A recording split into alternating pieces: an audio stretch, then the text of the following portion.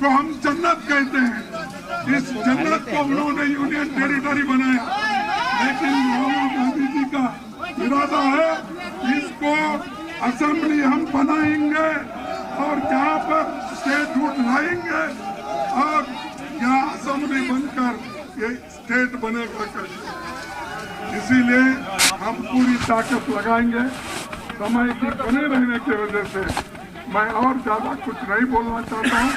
उनको बहुत बहुत वर्ष होते हुए भी एक होकर जोश के साथ हमारा साथ दिए, उसका साथ दिए। आप सभी को धन्यवाद।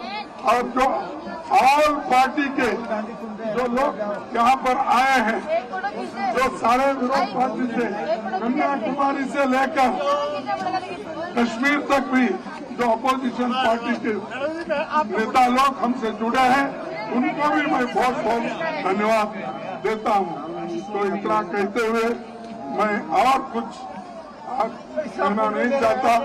आप सभी को बधाई। आप सभी ने हमको देख लिया, हमारे साथ जुड़ गए। इसीलिए आपको फिर एक बार धन्यवाद देते हुए मेरे भाषण को समाप्त करता हूँ। जय हिंद।